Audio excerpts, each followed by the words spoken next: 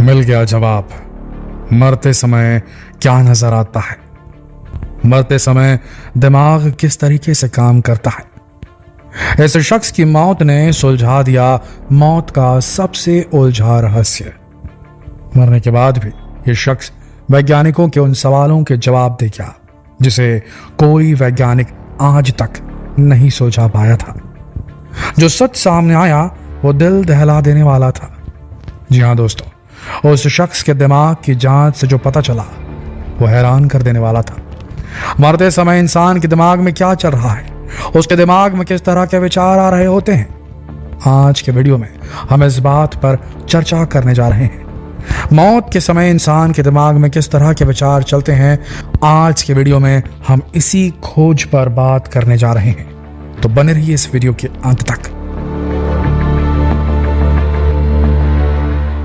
दोस्तों, वैज्ञानिक सालों से इस बात पर रिसर्च कर रहे हैं कि मौत के समय इंसान के दिमाग में क्या चलता है, लेकिन हजार कोशिशों के बाद भी वैज्ञानिक इस गुत्थी को सुलझा नहीं पा रहे थे।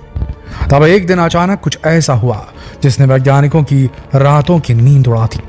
हुआ ये कि कनाडा के एक 87 वर्षीय व्यक्ति की ब्रेन स्कैनिंग चल रही थी।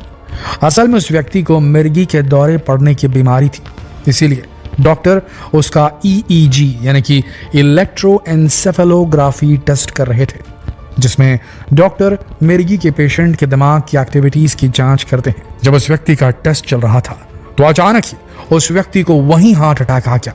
उसकी उसी टेस्ट के दौरान ही मृत्यु हो गई। उसके बाद डॉक्टर्स ने सोचा कि इस व्यक्ति की मौत के पहले और बाद में उसके दिमाग की पूरी एक्टिविटी टेस्ट में रिकॉर्ड हो गई होगी। तो उस टेस्ट की रिपोर्ट से पता लगाया जा सकता है कि मरने से पहले दिमाग किस तरह से काम करता है और दिमाग में क्या विचार आते हैं।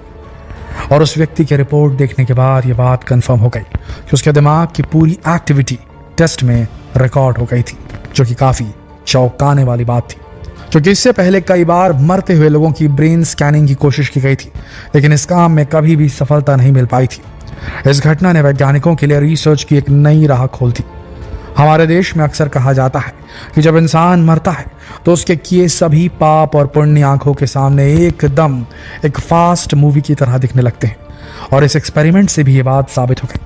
इस केस में डॉक्टर्स ने देखा कि व्यक्ति का दिल जब काम करना बंद कर देता है और दिमाग को ब्लड सप्लाई रुकने ही वाली होती है, तब बीच में कुछ समय के लिए दिमाग एक्टिव होता है। यह समय लगभग 30 सेकंड के आसपास का होता है।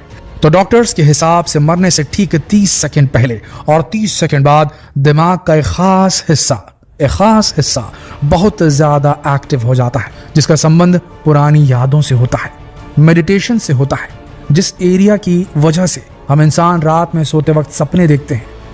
यह वही एरिया होता है दोस्तों, जिस ब्रेन के एरिया की मदद से रात में हम सोते वक्त सपने देखते हैं। इसीलिए डॉक्टर्स ने प्रूफ किया कि शायद मरने से पहले व्यक्ति अपने पूरे जीवन को रिकॉल करता है। अब डॉक्टर्स के सामने चुनौती यह थी कि अपनी इस रिसर्च को सबूत के साथ प्रूफ करें, क्योंकि यह अपनी तरह का पहला केस था। इसलिए डॉक्टर्स ने टेस्ट के सभी रिजल्ट को 2016 से लेकर 2022 तक लगातार स्टडी किया और उसके बाद अपना रिजल्ट पेश किया। इसके लिए उन्होंने लोगों से भी बात की जो कि किसी तरह मौत को चकमा देकर वापस आए थे, यानी कि मौत के करीब पहुंचकर किसी कारण से उनकी जान बच गई थी, और यहां भी उनको वही रिजल्ट मिला। सभी पेशेंट ने यही बताया कि जब उन्हें अपनी मौत नजदीक नजर आ रही थी तब उनके दिमाग में उनके बचपन से लेकर अब तक की सारी बातें घूम रही थी। ऐसा लग रहा था जैसे कि वो फ्लैशबैक में अपना पूरा जीवन काल देख रहे थे। इसके अलावा मौत के नजदीक जा रहे पेशेंट के दिमाग का EEG टेस्ट भी किया गया। दोस्तों, EEG टेस्ट वो टेस्ट होता है जिसमें डॉक्टर इंसान के दिमाग में चल रही इलेक्ट्रिकल एक्टिविटी को मॉनिटर करते हैं।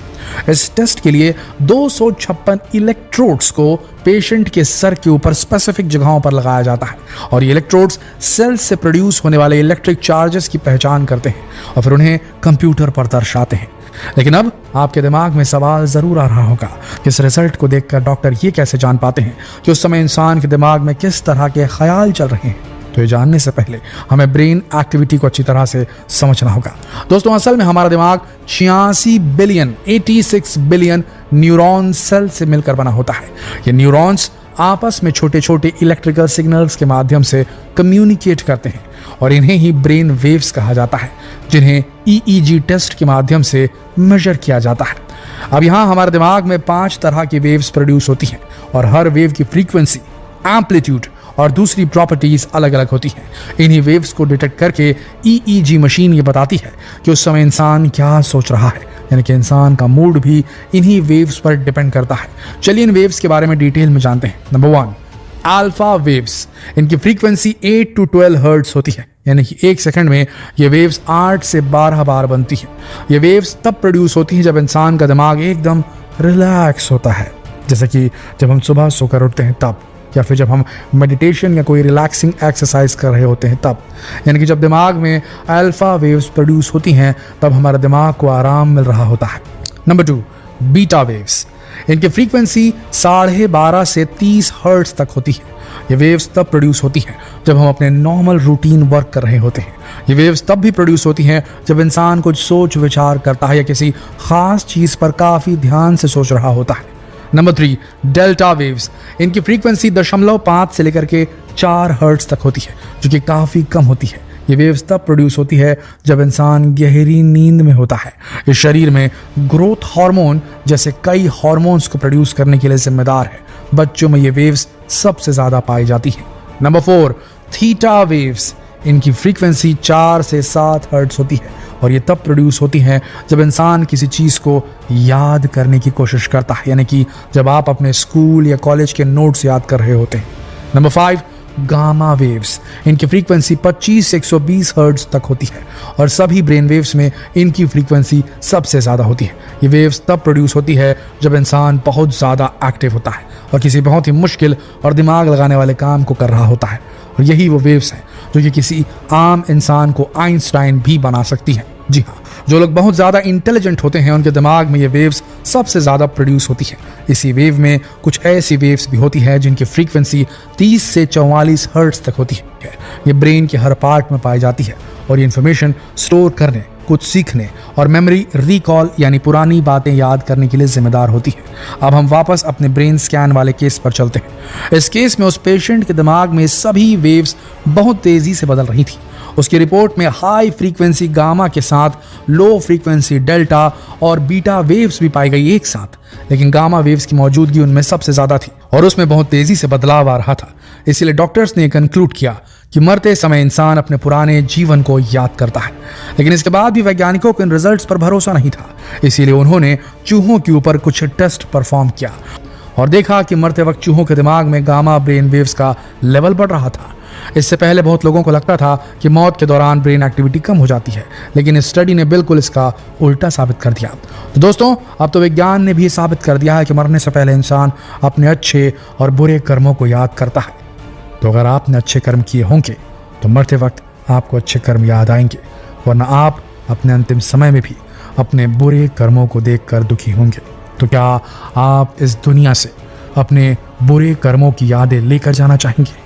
अगर मृत्यु के बाद जीवन होगा तो क्या उस जीवन में प्रवेश से पहले आप एक दुःस्वप्न देखकर वहां प्रवेश करना चाहेंगे?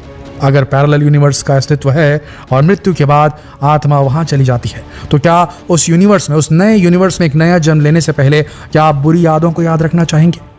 तो आप सबसे प्रार्थना है कि आप जिस भी धर्म को मानने वाले हों, विज्ञान को मानने वाले हों या धर्म में विश्वास रखने वाले हों या दोनों को फॉलो करने वाले हों, बुरे कर्मों को करने से बचिए।